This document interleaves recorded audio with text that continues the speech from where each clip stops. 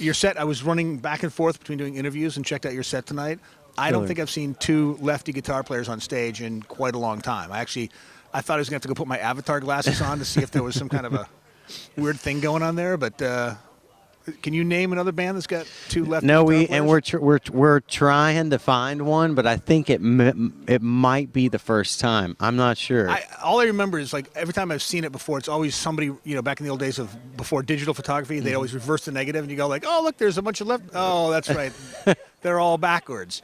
But so tell me about this band. Where did you put this thing together?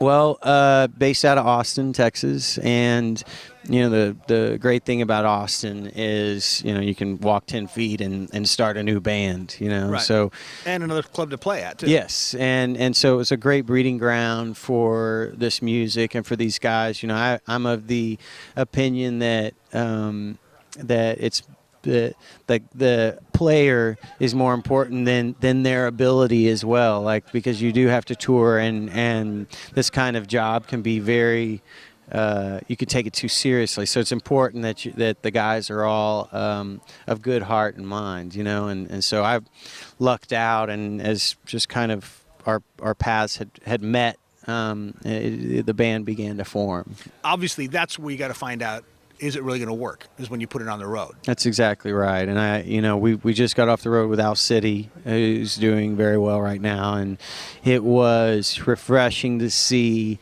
how people were responding to our new music, and they were buying a lot of merch. So it all got us very excited that it was connecting, because ultimately, at the end of the day, if it doesn't connect with people, if it doesn't resonate with them, then it doesn't take off. Right. So, but you're not writing it for them. You're No. writing it for yourself, obviously. You are, and so that there's a fine line between being honest and catering to, and also shooting yourself in the foot, which as musicians we can sometimes have a tendency to do. It's part of our makeup, I think. Yeah. It's part of the creative process, and so it was really cool to see what I felt, and what I felt was honest, and what you're getting up on stage and basically get naked in front of everyone. A lot of times that's what it feels like, and they were responding in a real positive way, so it's cool. In my short runs back and forth while I was interviewing artists, one of your lyrics hit me, and I'll paraphrase. You got a phone call from a buddy who's in jail, comma, again. There's a nice pause there. True story?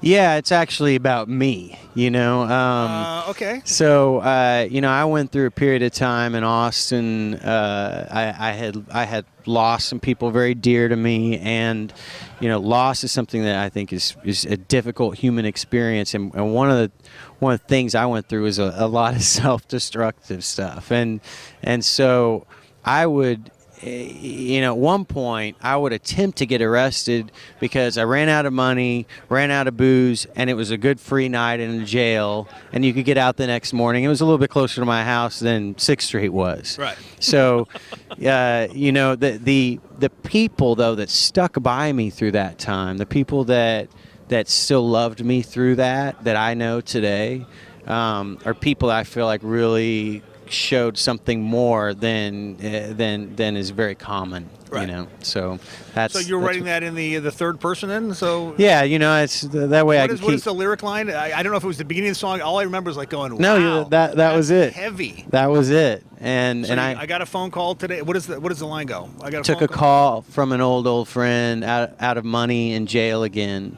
Posted bail and took him in. I'm still bleeding. We're both bleeding. So the tough song to write. Yeah, that song definitely, it came out quick, and it worked on me, Right. before it was ever sung in public. So it was cathartic at the same time. definitely.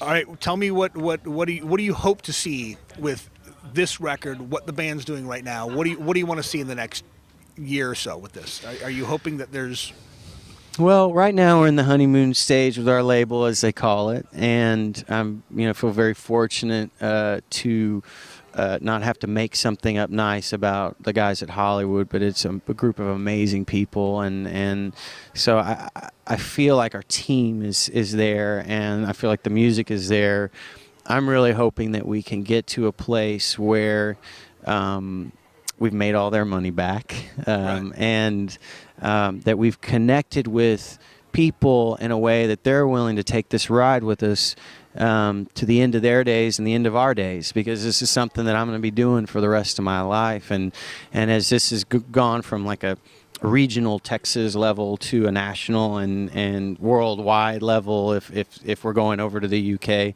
you know, I'm hoping to connect with those people that are in it for the long run. Right. So, well, just judging by the one line that I was able to, you know, stand there and watch, I was like, man, that's some pretty heavy stuff to, you know, didn't know obviously it was about you, but now it's even more revealing in a way, you know, being able to write a song like that and admit stuff like that is pretty ballsy, if I may say so. Well, we can only cover it up for so long, you know.